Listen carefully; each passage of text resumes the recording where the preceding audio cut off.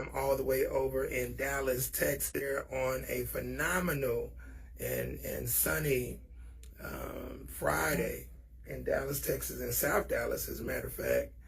And I'm here with none other than Miss Frances Smith. She is my schoolmate from Xavier University. She's my business colleague, political colleague, and she is the executive director of the Zan Wesley Homes.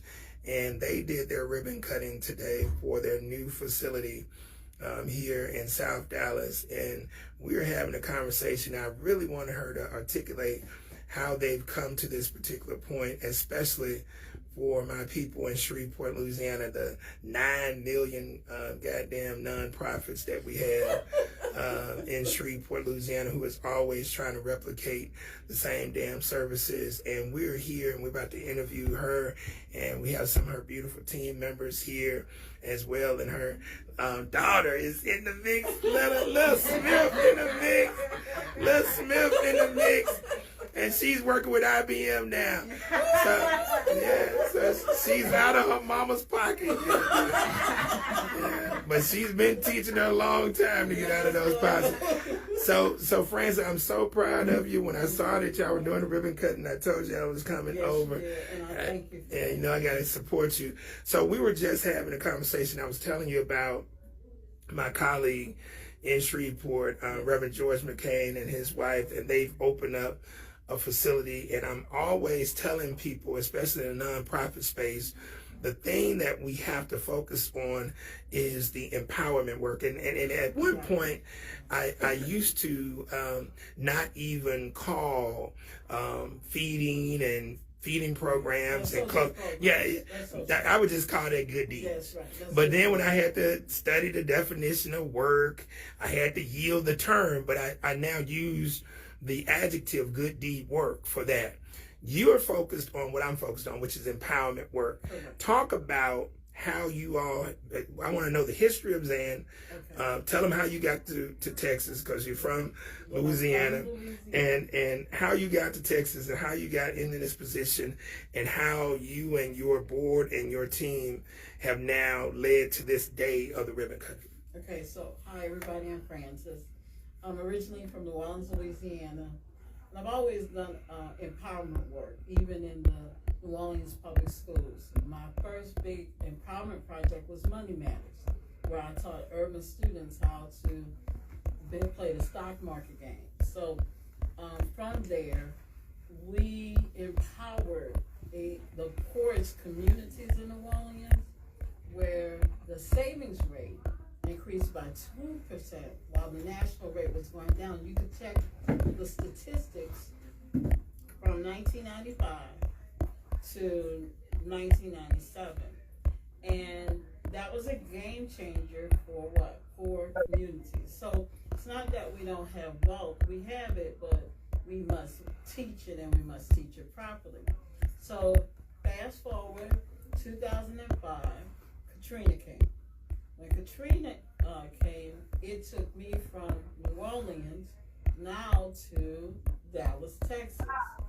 As a result of me being in Dallas, I was a professor at Richland College, where I taught nonprofit management. And my whole goal for nonprofits were 3 things: sustainability, uniqueness, and scalability. Come on. Now, and what most nonprofits, the chairman of the board was in my nonprofit management class. She went back to take classes because she really didn't know how nonprofits work. Yeah. And then when I saw their model, they had a social service model. So they had HSE, they had food and clothing giveaways, and some subsidies, as well as Boy Scouts. But their mission now was creating sustainable pathways out of poverty for young people living in Dallas. And I said to the board that day, I said, guys, how does your program how's that going to happen? Exactly. Because they hired me to be their consultant. Come on. In 2017. I said, guys, now, how am I going to be sustainable? Come on. By going through your programming. I said, so either we got to change the mission. Come on. or change the model. Or do both. All right, or do both. So we kept the mission. They wanted to keep the mission. I said, now birth the what? The model. I said, keep it simple. You got to do something different. Come on. From somebody else. Okay? So in doing something different, entrepreneurship, because in Dallas, the ecosystem hadn't been really built. So we're like the forerunners of the ecosystem. Number two, we have to deal with the fact that we're in a high crime area, and we wait a minute, Dallas got crime? I thought if you had a great, but you know they. But in Shreveport, they say if you got great jobs and you got a lot of stuff to do. Let me say this. Crime is a result of a lot of ignorance. Okay, come on. So not just economics. No, it's not economics. Okay, come on. Because you don't know what you don't know. I teach a class called Mastery, the ability to execute without struggle. Come on. And in Mastery, I said the number one component is ignorance. I said you are where you are because of not because you don't want better, not because you can't do better, because you're really ignorant. Come on. Ignorant of how things work. The processes. The processes and systems. And I said because of the ignorance, the problem we are going to have is you're not going to be able to scale. You're not going to be able to compete. And you're not going to be able to function at some point. So let's now walk it back. Let's walk it back. If we go out there and do feeding and clothing and subsidies, all the feel-good stuff. Come on. To say with this stuff. The good deeds. 175 other come on, doing the same damn thing. Oh, we gonna really be able to operate? At all. Not at all. We're gonna always struggle. Begging to get resources. Begging to get right. That's right. We always gonna have these setbacks. I said, you got the kid. We gonna have to do this different. I said, so hence came the economic stability and economic stability model. So in telling the board, I said, look, guys, if you're going to create self-sustaining pathways, the only way you could do that is through entrepreneurship, come on, asset building, and technical trades for people who are not college. Come on. So in a technical trade, we took on low voltage. Why? Nobody was doing electrical. It's light electrical. You didn't even have to have a high school diploma.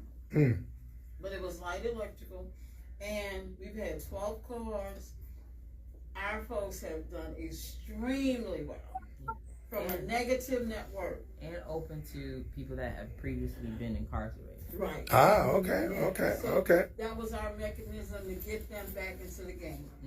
And to help them scale and for the scalability so that they can really do the game changer. So you all put a trades program together that was focused on a low-level tech acumen. Right. And guess what? They're the number one hires for data centers. Okay.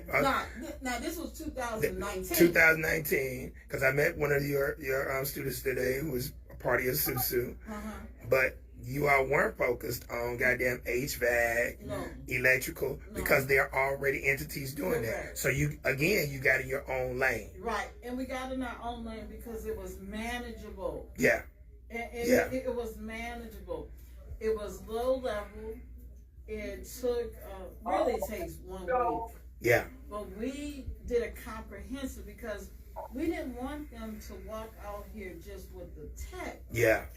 We did emotional intelligence, we dealt with trauma, and we did the financial literacy and the small business component. Okay. Where if they left us, they can now be their own entrepreneurs. Yeah. Guess what? We've had 7. Wow. 7 to go out there and be able to come back and hire others. And they have picked up most of the apartment complex cabling. And in Dallas, construction. Yeah. 24/7. So, right. And so we've even had some of them to give their business to up to their other, workers because of the loyalty and stuff like that. So, fast forward. If for every nonprofit who's listening, every nonprofit leader, board member, whatever, here's some takeaways I need you to understand. The first one is hedging. Remember the story of Job? Come on. Job went through what he went through because he did not what? Maintain. He didn't maintain the hedge. Come on. So what helps us to maintain the hedge? Right partnerships, financials, the ability to raise money, Come on. and capacity within your own team. Team. Okay. The second lesson that I think we've taught people is leverage. Our first big leverage was our people who came to the program, who was like, oh my God, I'd pay for this class. Oh my God, this was just, you just take our son on the level. So having the people become your raving fans was something that we did because why? It was a labor of love. I'll never forget the community had a scam going on with crypto. It was crypto mining. And so many people brought the crypto. I said, God, that's how I started teaching cryptocurrency in 2019. Because, the community is the first to get what? Ripped off. So that water mine, that was a scam. The MLMs, you know how the MLMs Exactly. going to be?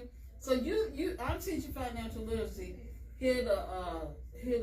What's the water mine, all of these MLMs. Yeah.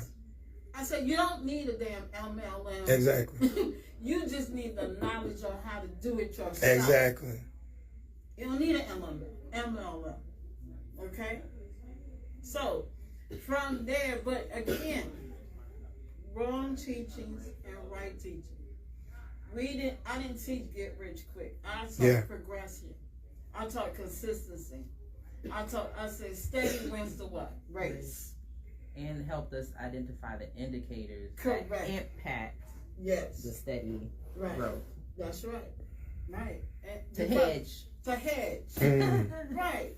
But say that again so they can understand the indicators that So she also taught us the indicators, the things that we would be potentially ignorant of, like the economic impacts, and how we can hedge against those things that would potentially attack us. Right. Because what happens is, I think our number one thing is we're so comfortable thinking we're doing so good because we're making so much money. But then out of the blue comes a what? Come on. Like swamp. Or COVID. Yeah. And then we don't know how to what? Pivot. A big beautiful bill. Yeah, a big beautiful bill. And why? So why do we have to discuss this? Here's what I've noticed about us. We go vote, we come home, but we don't read policy. Exactly. That's crazy.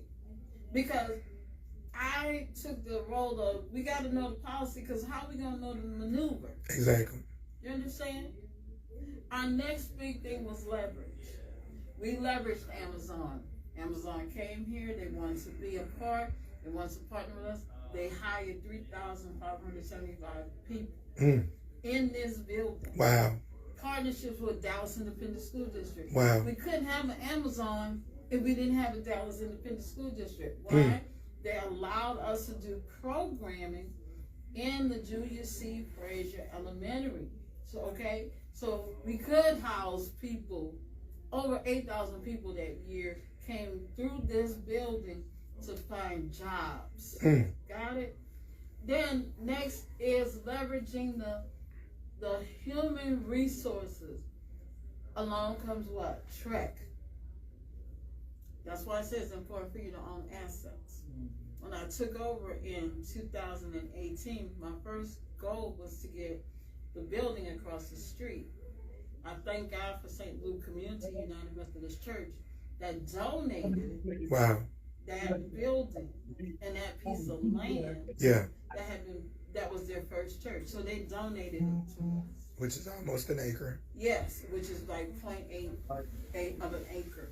And when they donated that land, that was our first asset. So you know me, I'm like, okay, I leveraged this. So what? Every year, guys, the board would put it on their agenda, and it would keep rolling over. I said, okay, right, the strategic plan. Here's what I said to myself. I got to go to class, to network with some developers. But wait a minute, I thought you had a degree.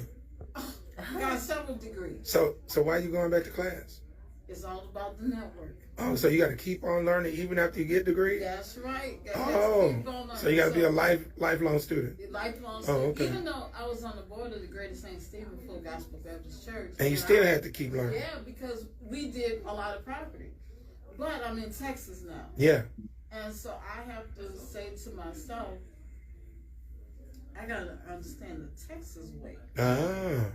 not the Louisiana way. Oh, so Texas and Louisiana different politics? Correct. Oh, Correct. Okay. And we're in Dallas. Dallas is landlocked. So its greatest resources are its land, property, Yeah. buildings, strategically. That's its best resources. Yeah. So having the best resources come in and literally, I said, okay, I'm going to do this. Nonprofit, so TRAC, which is the Real Estate Council, they have what is called a nonprofit, but their nonprofit is focused on what? Helping other nonprofits now build their land resources. So in working with TRAC, the ALC cohort came here, visited with us for what is called the Mill City Cowboys Project. So once they started visiting with us, I told them, I said, guys, we on that land across the street. This group of young people took on one of the most challenging operations because the building had been set for 30 years. Mm-hmm. Asbestos, everything, you just don't know. Mm-hmm. Everything that would go wrong went wrong. But it was their what? Ingenuity to pull resources together. And I'm going to tell you, the majority of that building Mm-hmm. is donations. Wow. From businesses, banks, people's talent that came together to make a big impact upon this community in Mill City. Mm. Why? Because it's all about leveraging the network. Mm. People don't tell you. I'm the queen of networking. Oh, I saw a lot of partners out at the ribbon cutting today. The ribbon cutting was Miss Francis's Rolodex. Uh, That was nothing but Miss Francis's Rolodex. Yeah. Those partners, Yeah, a a fraction. small so those businesses, those corporations, their representatives who were there today, what is the game plan as it relates to moving forward with you all's building as you transition? So in that, okay, so that's one phase. Our next phase is how do we move the community now forward and looking at the land mass Mm-hmm. and to upgrade it now so that people within the community can transform. Yeah, because y'all been focused on economic development, entrepreneurship, Right. financial assets, not Now so we're much. looking at how we're gonna restructure. So if So now will you pivot to housing as well? no, Okay, so we'll stay away but from we're that. gonna spend, Partnership with somebody in housing? No, we're gonna do more commercial. Okay. Commercial, and in doing commercial, this is what we're gonna look at. How do we create a commercial space Okay, for small business owners? okay. And so, how should that look between Spring and Largo to really go ahead and create the ambiance? If you ever been in the Deep Ellum, Mm-hmm. you see, Yeah. well, for us to do it, Yeah. and you've been to Bishop Arts, Yeah, correct? yeah. Very nice. We could do it But here. exactly in South Dallas. Yeah, and give it a Caribbean, African Mhm. flavor to the point where we could take the mom and pop and just give it that authentic glow. That when you visit Dallas, Mhm. you're visiting a taste of what we bring Yeah. to the table. From historic food trucks who create authentic Jamaican, African, whatever ethnicities that could come in here. Because when you go to West Dallas, you get the taste of what? The Hispanic culture. Mhm. When you go to other places, you get the taste of Asian culture. Mhm. Now we have to have a taste of what? The African culture. So this is where we need to birth this. Why? Because of the history of Mill City, and this used to be where working people Thriving. Yeah, Mhm. we work for the mill. So you're telling me it's taking a Louisiana-born Xavier University graduate to come in and create this, lay the foundation, because Yeah. when you look at Deep Ellum, you look at Yeah. the West End, you look at the Bishop, Oh, yeah. all of those are not controlled by an African-American No, entity, and y'all are doing this in South Dallas. correct. Not in Duncanville, No. not in DeSoto, No, right in the heart of Dallas, correct. which if you look at the architectural landscape, Mhm. there were some nice homes over here. Historically, I was told that this was a former Jewish Yeah. area, because I look at the Because structure. that's the Jewish cemetery. Yeah, I'm No, it's I- formerly Jewish. Yeah. Yeah, and so now I'm seeing, and I want you to speak to this because a lot of people get caught up in the term gentrification as if it's a bad thing. And I say that there are three types of gentrification. I say there's because when you understand gentrification, it's just revitalization. Yes, sir. But you can do internal gentrification, Correct. which you yourself, this is what y'all are doing. Correct. We're doing internal And, gentrification. then you got cooperative, Right. which you now have corporate partners, Yes. but you play a major role. Because we're decision makers. Exactly. So that's part of what you're doing as well. What you have to understand, we meet monthly. Yeah. With Track and with the Mill City Catalyst Project group, we meet monthly. The question that they have always on the agenda: what can we do for community? Yeah. One thing we're dealing with is DART, transportation. Yeah. Why? Because that needs to be done. Another thing we were dealing, because it needed to be done, especially for our low voltage. Yeah. People who don't have vehicles. Yeah, exactly. They can't get to, Yeah, because Dallas, to work. Dallas Metro is humongous. That's right. And they can't get to work. Yeah. And so our next thing is now our focus, since we have the building, our next focus is that small business owner. Yeah. How can we create a marketplace, a market center now for the small business owner to come in and us have various types of opportunities for them to make money. And it has to be more than just the state fair and parking. Yeah. You see what I'm saying? It's got to be more than that. Yeah. It's got to be to the point where we have to say, okay, how do we create the value for our folks so that other people can show up and spend? Yeah. Think about it. Because if we don't create that value, guess what? Our folks are still going to struggle.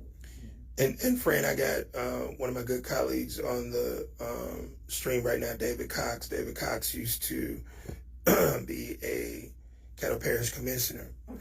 And at the time, he was Republican when we were maneuvering, but he bought into my vision, which you remember you came over to our festival That's right. for the CC Antoine. Correct. Well, that whole area is part of my vision, although it's not in my city council district. It's in Councilwoman Tabitha Taylor's district, Okay. but we just finished phase 2 of that.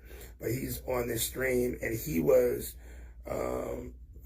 critical in terms of me acquiring the funding to do that festival, and most people didn't know why I was doing that, but I was doing that to lay the foundation to show we can do socialization in the evening times, because I knew we were going to do the housing in that area for Shreveport. That area is a part of what they call choice neighborhoods. And so so we just finished phase 2, well, phase 3 actually of it. The next phase is going to be the housing, but again, dilapidated area. But you got to bring some economics to the area. There's no way to get around it. Okay, for all who are listening, economics is the blood. That's the blood that circulates through the system to create and grow stronger systems. Come on. If you don't have the economic, if we don't drive now, see, it's called force value in real estate. If we don't drive the economics into the land mass, guess what's going to happen? Everything's going to deteriorate. And more crime. And more crime. But if we drive it in, it's a game changer. It's like this. Now everybody's going to want to come in. Exactly. To this community and what? Operate business. And you got to do that piece so that the third component of gentrification doesn't happen, which is external gentrification, which now people who don't have your best interests come in, acquire properties, put commercial structures in, jack up the real estate, and now move your punk ass out. That's right. And then you get mad and want to start marching. Exactly. You want to start marching. When I said, we need your help and stuff, who you think you is? Yeah, for real. You know what I'm saying? Because you didn't understand what the goal was. Where you come from, this crazy stuff. What you doing ain't gonna work. That was crazy to me. I was like, well, you don't know the kids. You don't know where I'm from. I could show you better than I can tell you. Because let me say this. This is a big day, man. I knew my ability. Mm-hmm. And I knew the ability of the people I was working with. Mm-hmm. And I knew it was a lack of knowledge. It's ignorance. Look, mastery is based on 4 components. Come on. First component, number 1, is ignorance. You don't know what you don't know, but you have to admit you don't know. You gotta admit it, bro. You gotta admit it. You don't know it. And we want to fake it till we make it. And that's not going to work. Because you got to build systems. Come on. Component number 2 is knowledge. I went to school. I went to class. When the Real Estate Council hosted non-private classes for non-profits and for those who have land in the southern sector, I went to class. I went to class. The third component is knowledge. The third component is understanding. The second component is knowledge. The third component is understanding. Understanding was now I understand the process. Mm-hmm. I met bankers. I met developers. I met architects. Now I understand the process. I understand permitting. Once I got the process, understood it, then it came to wisdom. Let me tell you, I was in College Station at a community development. The Federal Reserve of Dallas asked me to go speak about what we do here. And once I was in College Station and I talked about our low voltage program, a young lady by the name of Felicia Pearson, she said, we want to work with you. I said, really? She said, you do a phenomenal job. She said, no, we want to work with you. So they came to visit first. And after visiting, she said, Francis, her boss was Linda McMahon at the time, and Linda said, really we need like 4 of what you do throughout the southern sector. Why? Because you're empowering people to do services. I said we go in economic stability. And when we went economic stability, we didn't look back. So y'all yielded the housing lane Yes. to others. Yes. And focused strictly on finance entrepreneurship, low voltage. And Because in order to maintain a house, you gotta have resources. This was the question I asked. I said, what comes first? Economics or community development? Community development or economic development? You know what everybody told me? Community development. Yeah, they didn't understand. And I said, well, how do people gonna maintain that? Exactly. I said, because if they don't have a job, because I said Dallas is job dependent. Mm-hmm. If you're in Dallas, it's not like a Houston or Austin or even a San Antonio. The entrepreneurs, we got to build that ecosystem, but Dallas has the executives. Dallas has the people who run those businesses that are in Houston or Austin. These are the executives. Mm-hmm. But you have to have some type of foundation, you know? Because when the job ebb and flow, you got to follow something. It's funny you bring that up. We have a section of town in Shreveport called the Cooper Road. And this was the same discussion that came up. Yeah. They were trying to do housing as economic development. No. And I said, no, that's reverse. The people got to have jobs first, and then the housing comes after, because you got to maintain the housing. You got to pay the taxes. It's crazy. It's just like, and I love Louisiana, trust me. Yeah. But when the congressman from the great state of Louisiana, Yeah. your district said that preschool Yeah. was economic Yeah. development, I said, Yeah. he losing it. Yeah. That's not economic development. Economic development is when you take that small business owner. You got to manufacture a good or service. Yes, and you gotta first sustain them. Yeah. Then scale them. Yeah. My number one course is seasons. I teach a season. Okay. Do you know your business season? Mm. And what do they normally say to all that? What do they say? They don't know. They don't know their seasons, and then they assume that the seasons correlate with the seasons of the actual year. Wow. In comparison to their economic season. Wow. And it's the ebb and flow of your money, really. Okay? So it's the ebb and flow of your money. So let's take a church, because I know most people can relate to it. The summer, June, July, August, boom, tithes and offerings hit. I mean, that's the lowest point of when churches make money. They don't come back online until September. Everybody's back to work. Got their taxes. Yeah, right. And then they flow from about September to tax season. Mm-hmm. Why you think they have church anniversaries? Yeah. And things? Because ebb and flow of the money cycle. Well, that's understanding your business season. So when they come into my class, I say, okay, we look at your fall, winter, spring, and summer season of your business. Now, your highest revenue months, 3 months, come in your summer season. Your lowest revenue or no revenue is in your winter. Your second highest is your spring season, and then your fall season is your third highest. And we teach this because people say, oh my God, that's why I'm not where I should be.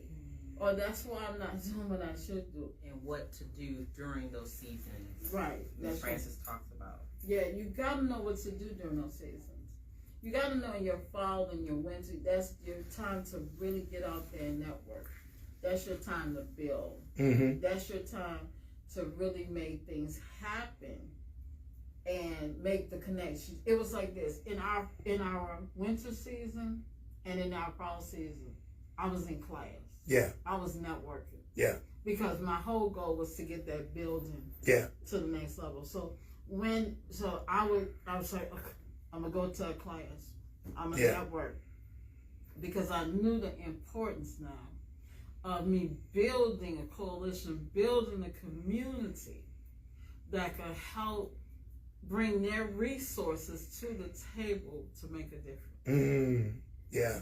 To make a difference. And today it has culminated with the ribbon cutting across the street from this particular. All right, cool. It has culminated with the ribbon cutting for the facility that you all have. Did your board ever want to try to say, hey man, we need to do something more tangible that others can see versus the people who are coming through your programs can see it in their bank accounts?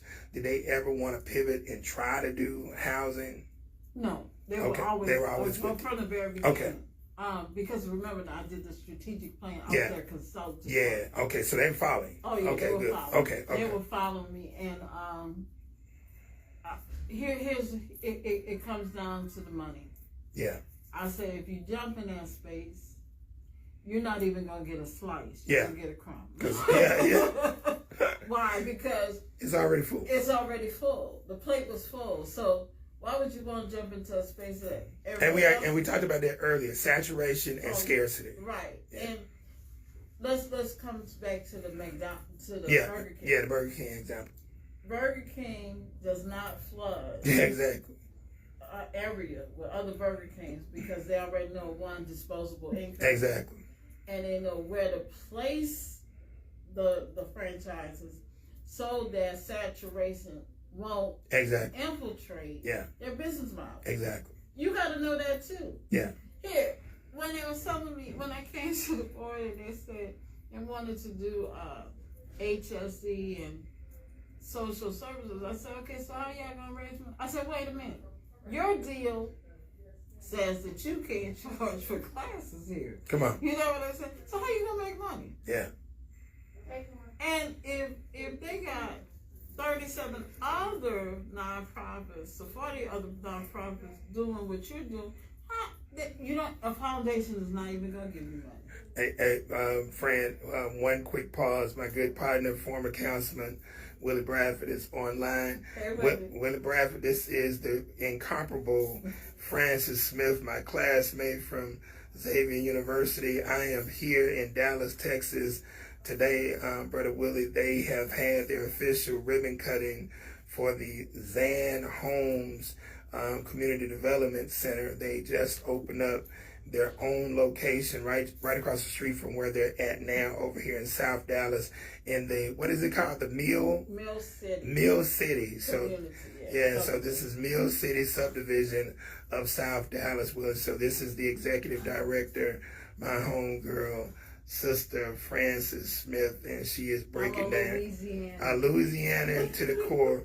And Brother Willie, she has been providing the consultation for the Zan Homes nonprofit organization since 2018. Yes. And then they made her executive director. What year, Fran? In 2018, I was their consultant in 2016. 16, okay, all right. And then they made you the executive director in 2018. So she has led them, Brother Willie, to now their own facility. Yeah, administrative offices, so we can have sessions and classes. Yeah.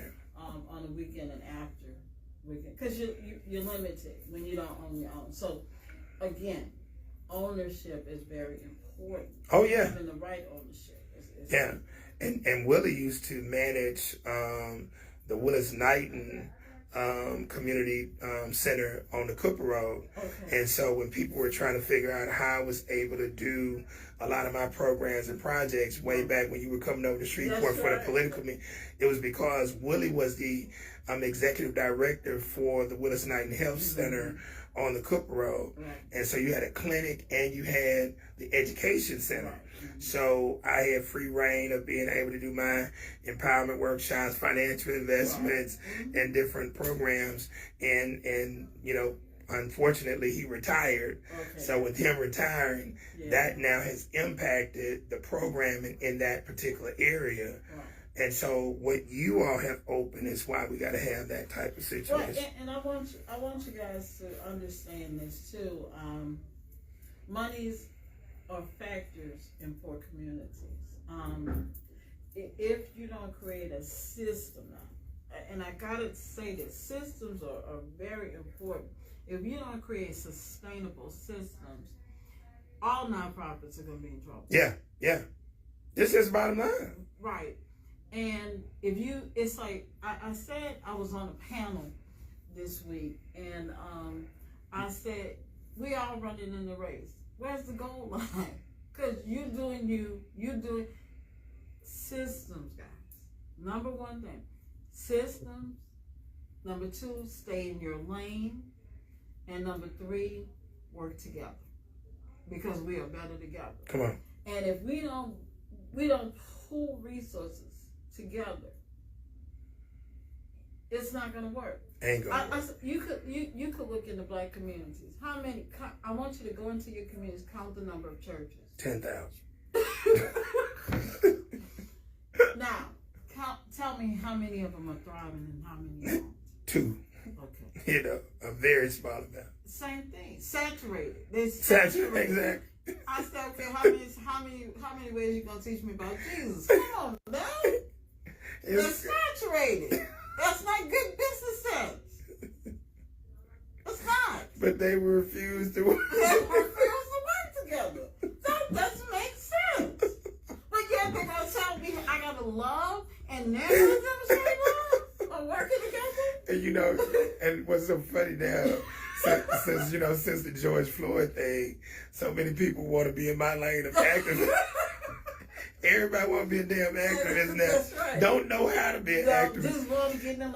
And so I've been seeing this whole thought process of doing activities and events. That's right. So they believe that activism is like giving away free food. No, Come, we're gonna get so like not. right now, one of my friend girls, she's actually in Dallas now, Sister Stephanie, and she's gonna see this later on. So Sister Stephanie had been a formerly incarcerated individual at the St. Gabriel's. Oh, wow. And so Stephanie Rogers, shout out to Stephanie, she's over here, her and her husband. And so Stephanie came up with an idea. As a matter of fact, Willie and I were at her wedding. And so Stephanie came up with this idea. Because her thing has been, I sold drugs, I messed up my community, I want to now help repair my community. Yeah. So she came up with a simple project, a bicycle giveaway. Oh, All right, cool. okay. So, man, she blew it out the water. Now, goddamn that, everybody... No, that's not Everybody in the city trying. Let me see. Everybody want to get a goddamn bicycle. I want you to drive through your communities today. And I want you to see the replication, the copycats. We got to stop it. Everybody has a lane. Hey, bro. And everybody has a gift.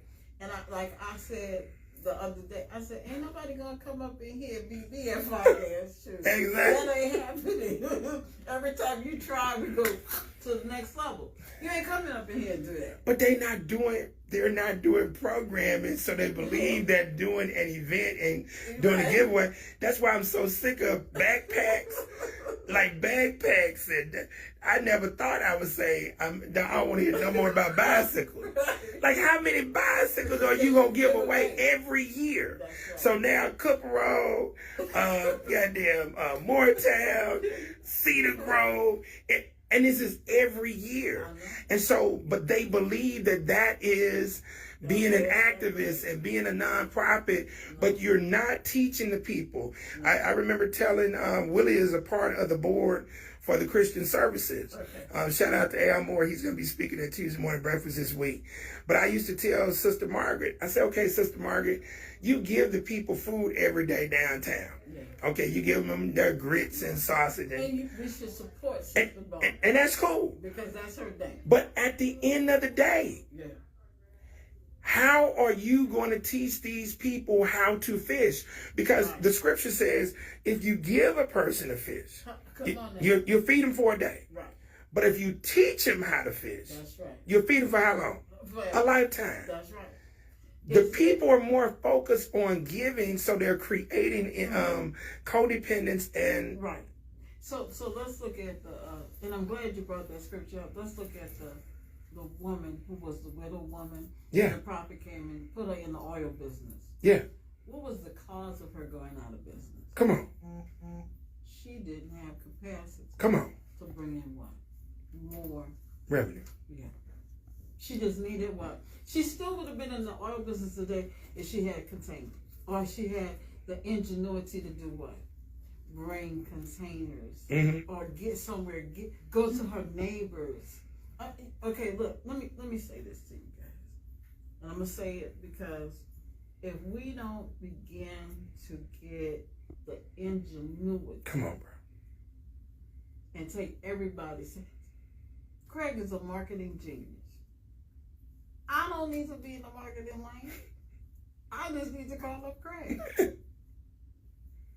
You understand? Basic. Why should I replicate something or try to imitate Basic. something and know that you what? Basic, bro. You know this stuff.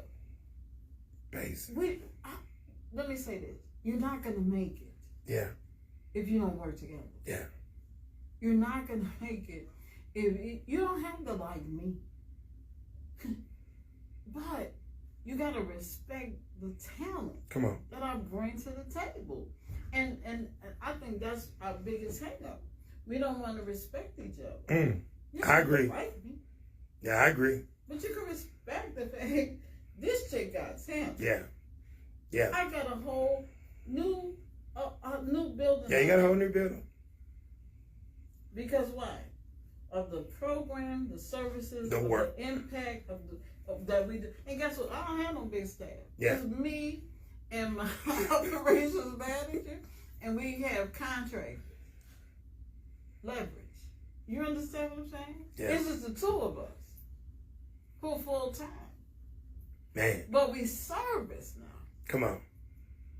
almost 1,000 and some people when you look at our partnerships and our programming that we do personally. And I teach. Yeah. I don't just come in here and ministry and dictate. Yeah. I get in that classroom. So you're telling me that your model is totally different Yeah. from the model of a lot of the big nonprofits where they get the money in and 75 to 85% go to salaries and benefits. Okay, thank you. You're boots on the ground. We boots on the ground. Yeah.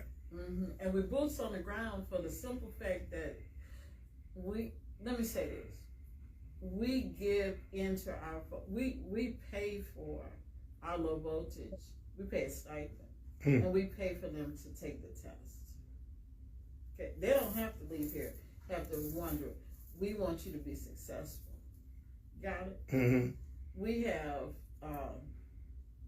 what is called a banking fair, where small business owners get to meet 22 banks and have a one-on-one conversation, and they win awards. Yeah. We have a small business cohort. We bring small businesses to financing. Yeah. You understand what I'm Yeah. saying? Boots on the ground. Yeah. I teach a lot of the classes because why? It saves the That save the money. Exactly. That's what I'm saying. I mean, that's absolutely It's awesome. to save the money. Yeah. You got it? So that they could get still quality level of education. So when they walk out here, whatever the economy does, my folks will tell you, whatever the economy does, they're ready. Yeah. Brother Willie has a great question. He says, whose job is it to organize our people? Our job. Our job. All of us. All of us. All of us. Since Mark was in Shreveport the other day, Mark Moriel, and I know you all have an affiliate of Urban League here. Are they partners? No, we don't. The Urban League is no longer in Dallas? No. They're trying to reestablish it, but no. Oh, I know you lying. No. No. Oh, my goodness. That's an off-camera. Oh, my goodness. Yes. Now, that's something I did not know. Wow, so they're trying to, so now at Shreveport, you here again. So now that's a shock. Because I was about to say, this is something that... I volunteered there when my oldest Wow. was there in one of the programs. No. Wow. I volunteered my services. Brother, we are in shambles. Yeah, we are. We are in... Yeah, we are. And so so that means all of the corporate, because I saw a lot of corporate partners out there today, and I didn't see. They're commercial real estate corporate partners. Those are corporate real estate partners today. Yeah, So because because they focuses on the land. now I met your colleague, the preacher from The church. yeah. Pastor Richie Bowles. Yeah, I met him, but I didn't see African American Chamber of Commerce. I mean, Again. not Again. wow. So same issues that we have in Shreveport, again, having in Dallas. yeah. Bro, this is crazy. Again. This is crazy. This But is. guess what? We keep moving. Oh yeah, you keep moving. Absolutely. Look, I'm gonna tell you, I am not gonna fall out Wow. over stupidity. Wow. It makes no sense. Wow. I'm gonna just take a bat and keep it swinging Man, and get out of the way, and that's all we have to say. I am so proud of you, Fran. Ladies and gentlemen, this is the incomparable Frances Smith, and let me tell you, she has brought leadership and tenacity and vision to this organization, and they are doing some big things for the people. And remember, she said, stay in your lane. She carved out a niche, and they're staying in that lane. Economic development, entrepreneurship, asset building, and low voltage. This is where, and that low voltage is critical because it is a technical trades program that now helps people get jobs in data centers. I mean, these are things that we got. I mean, a lot of my guys right now. Yeah. They're in Indiana. They're in, wow. I have one who's teaching in Abilene, Texas. Wow. He worked for AT&T at first. Yeah. He's a low voltage person. He went to their program, did exceptionally well. Reginald now is with a data center. Yeah. And he's teaching that a whole new aspect of what needs to happen. Yeah. From that technical aspect. Wow. Then I've had several, Mark and Robert and Keisha. They started their own businesses. So, I mean, because it scarcity. Yeah. We cannot think scarcity. We cannot have a scarcity mindset. We have to understand now from a level of the Creator. We were all gifted. He gave us all measure of faith. And he all gave us a talent. It's that talent that you have to use now for the greater good of your community. Come on. And see, what happens a lot of times is we selfish. We selfish. We're selfish, pride, ego, versus us saying, I don't have to be a chief. I could be an Indian. You need me to work with you, fine. I gave my talent the first year to this organization. Yeah. No, I didn't take a salary. Yeah. I gave my talent. Because you know why? I believed in the mission.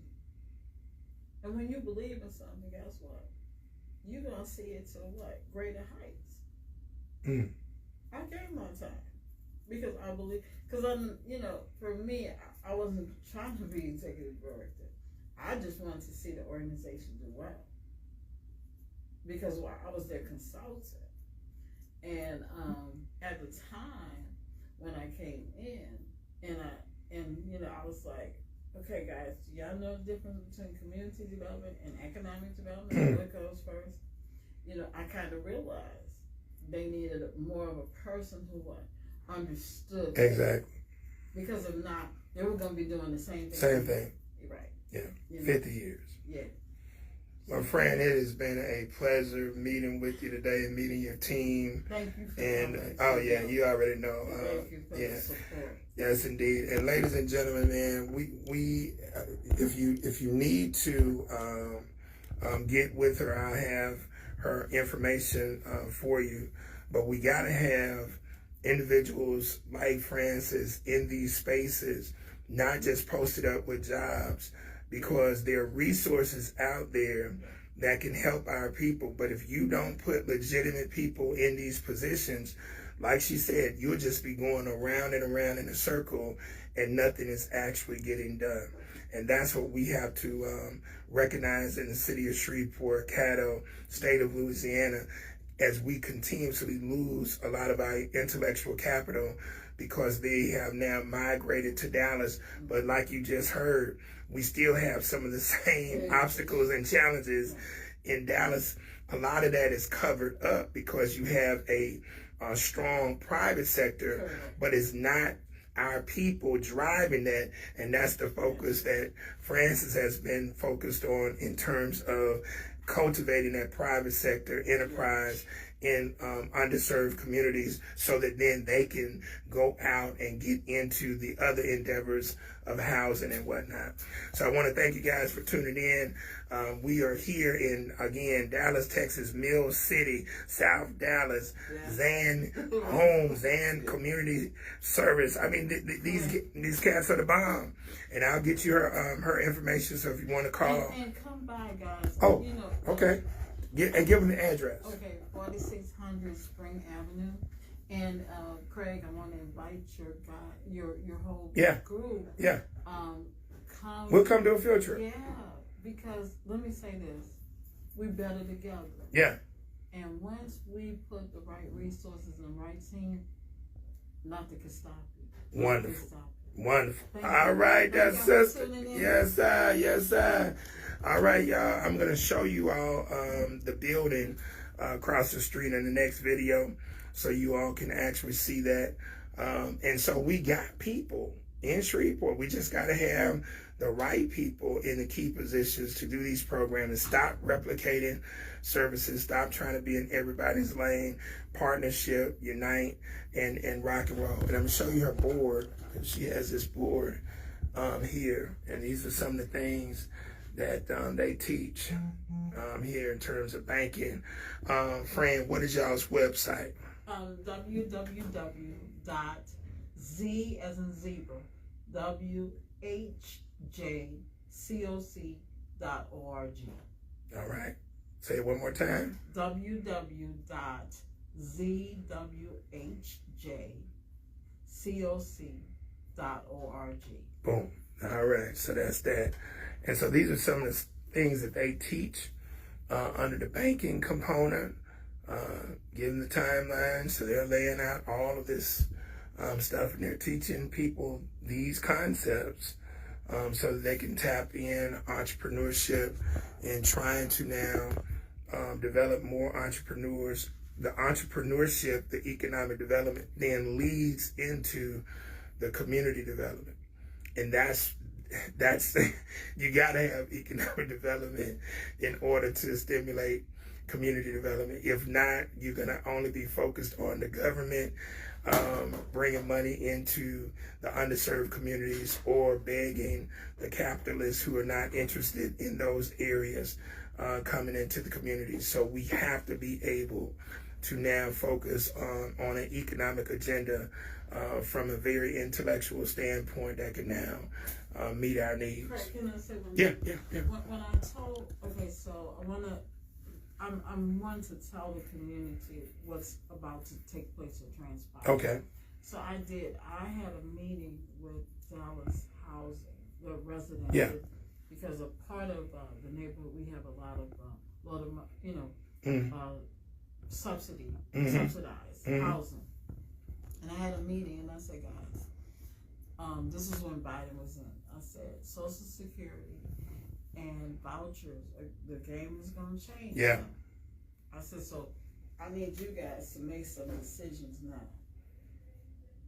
The hate that I got in me trying to have a conversation to say, this is I said the social safety net is going to end in a year and a half, 18 months.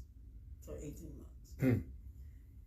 And when it does end, you don't want to make the decision then. You want to make the decision now on how you're going to pivot. I did. I had that meeting in this building. And, you just trying to scare us. I said, okay, here, the legislation. Here's the legislation. You can read it for yourself. But the social safety net, because it goes to Willie's point about who's supposed. Who's supposed to organize the people? So guess what? I was trying to organize them. Yeah. To say, Social Security is going to go. Housing is going to go. Yeah. All of those programs. Now guess what? We just got a little taste. Yeah, a little taste of it over the past few months. when this bond, now I'm gonna talk about the economics, because when the bonds start to unwind and Japan begins to dump treasuries, we forced to what? Let the safety net go. Because it's survival of the fittest. It's like a senator from Oklahoma asked Janet Yellen, are you going to bail out rural America like you bailed out Silicon Valley? And I'm going to say to you today, you think you're going to get bailed out? If you think you're going to get bailed out, keep on. If you don't think that you don't need a plan and community and start working together, you're not going to make it. You got to work together. And you got to stay in your lane. Ain't no way to get around. That's right. Because they don't care about no Social Security. No, and I think, you know what I think it is? I think because people don't have a clue, they've never learned about the processes, the system, and the people who create them. They have an idealistic belief that government is this protector. It's not. And I always ask the question, I say, well, who is government? That's right. Government is just a collection of people. That's right.